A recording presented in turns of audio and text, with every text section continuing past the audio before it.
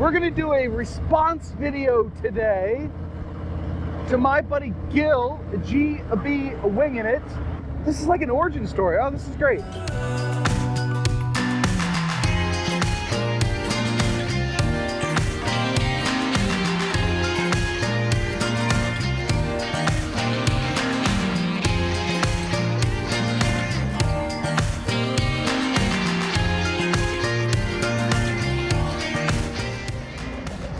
Boy, I wish I had that on camera. As I came up to the light, the Mercedes behind me just pulled right in front of me. So I got in front of them. I rode the gap. So when the light turns green, we're gone. But you like that intro? Yeah, it looks like I might get rained on. Welcome back to the channel, my friends. I might not actually be the fairest weather rider of them all. I know I said that in a recent video, but holy shit, again? You people are crazy. Is this what I signed up for? I think not. This is not what I signed up for when I said, hey, it looks like it's fun to ride your bike to work. Oh, goodness. But hey, we're going to do a response video today to my buddy Gil, GB Winging It. He's up there in New York doing the Gold Wing thing. He's awesome. Some great moto vlogs. Go check him out. But he recently, hey, what's up, Indian? All right. Anyway, Gil put out a video recently saying, hey, what do you use your bike for? And he was talking to Gold Wing guys. He's like, what did you buy your bike for? And I am not a Gold Wing rider. Shocker, I know. It completely came out of left field that John from Road Reality on the Street Glide is not a Gold Wing rider. I get it. I am as surprised as you are. Is this thing recording? Yay! We've got success. It's at least recording something. But I want to answer Gil's question nonetheless. I originally got a motorcycle because I wanted to pick up chicks. Now, actually, I got it because it was a gift. My Vulcan 800 was a gift from a friend of mine. It needed work. I got it running. I had a mechanic that got it running. I'm an idiot, remember? Don't forget that. But once it was running, I started riding. I was like, oh, this is a lot of fun. I really do enjoy this. So it was kind of a pleasure cruise thing. But even from the day I got my license, or the day after I got my license, because let me do a little quick story. This makes it all make a lot more sense, right? So I took the MSF in the middle of April 2010. My bike was running. My Vulcan 800 was running. This is like an origin story. Oh, this is great. So the bike was running. I had a learner's permit. I had signed up for the MSF course, and I took it. It was a Monday, Tuesday, Wednesday. The course was a lot of fun. I took off work and did the class, barely passed, you know, whatever you expect from the riding you've seen of me. And then I called my boss Thursday. I was like, dude, I am taking today off. It is a beautiful day, and I'm gonna go get my shit legal. So I might not have cursed on the phone with him, but either way. So there I was. I went up to the Maryland Motor Vehicle Administration, the MVA, turned in my certificate of completion successfully to them, and they added an M on my driver's license, which was pretty cool. And then I went to my mom's house where I was storing the Vulcan 800. I went and got it inspected because it had a temp tag on it. I'm trying to remember, this is 12 years ago, okay? It might take me a minute. But I went and took the bike, got it, after I got it inspected, I rode it up to the MVA, and I got the permanent plate put on it, and then I promptly rode around all day. I mean, what else are you supposed to do? Newly minted rider, hey, raindrops. We are getting rained on. Doo-doo-doo.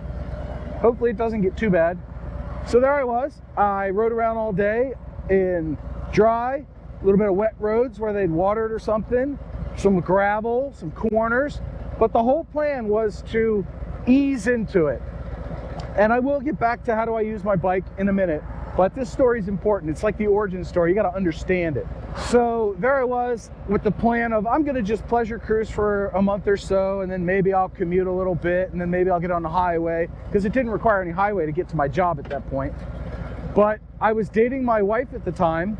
So there I was, sitting at the cigar shop, celebrating my good day on 2 wheels. And she calls. And she goes, hey, I know you're out on the bike today. Are you still coming by later?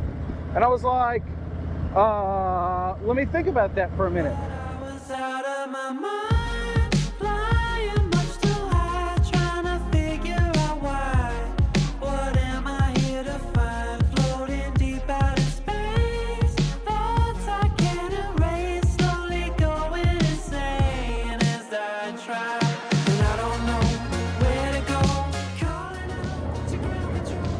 And after thinking about it for, I don't know, half a second, I said, let's see, there's 45 minutes to get from here to my mom's house where I left my car, and then an hour and a half to get to your place. You know what? I'll just ride on down.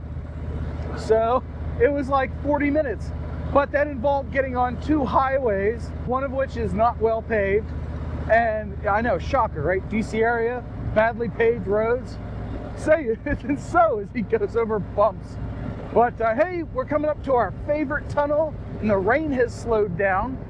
Got to do the concert hall. Oh, somebody let me know if that ever gets old, because I don't think it ever will. But anyway, back to the story. So there I was, I rode down, and now it's 10, 11 o'clock at night, and I got to ride back up to get my car and go home. Well, all right, now I'm riding not only during the day, but at night too. So I'm riding at night on the same highways, and that Vulcan 800 has like 3 candle power headlight. It is ridiculously underpowered. Once you hit about 50 miles an hour, you're now outriding your headlight, which, as they tell you in the MSF, is not a good thing. It's one of the reasons I put a custom dynamics LED on this, and I'm going to drop the visor. I won't be able to see as well, but it'll keep the rain out of my eyes. It's one reason I got this helmet. This is a drop-down visor. I don't have to carry my goggles with me anymore, and it keeps most of the rain off of my eyeballs, because nobody likes things getting in their eyeballs. Whee! Go around the corner. Oh yeah, Street Rossi. That is also not why I signed up to be a motorcyclist or a motorcycliste. But there I was. I had already conquered the fear or trepidation of getting on a highway, riding at night, riding in traffic, riding on back roads. I did it all on day 1. I was like, where do we go from here? Well, I should have practiced more and gotten better, because then I wouldn't be such a dolt behind the handlebars. The loosest nut on a motorcycle is between the seat and the handlebars. That's yours truly. I love it. I don't know why I threw a peace sign, but I absolutely do love motorcycling. And so I decided from that day on, I was going to ride as much as possible. And then in 2016, I went on the DC to Deep Creek trip, and I came back from that going, I am buying a bigger bike. So I ended up buying the Vaquero, and then sadly, I never got to ride that bike back up to Deep Creek. So the raison d'etre, or whatever, the reason for existence for that bike in my fleet, as it were, never came to fruition. Now that's not to say I didn't ride it anywhere, because I rode it to Pennsylvania, and I rode it a bunch of other places. I just never rode it back to Deep Creek. This bike has been to Deep Creek, and I have decided that this video will come out before that video, so look for a video, 3-part series on me riding to Deep Creek on this bike back when I only had the Hero 8, the Hero 9. And that is right there why I bought a big bagger, because not only are they great for carrying your lunch to work or your work laptop and all the sundry items you need to go to work in the modern workforce in a office environment, but they're great for traveling longer distances. And that's exactly what I wanted to do. So I can arrive at work well rested, I can ride all day and be not totally fatigued when I get to my destination, and it's all due to having a bagger. This thing's like a road sofa. Love my geezer glide. Oh yeah. And just for Gil, we're gonna do a jump off 2019 Street Glide Special with the tour pack and the windshield and The fancy lights and everything. How cool is that? Yeah. Totally badass.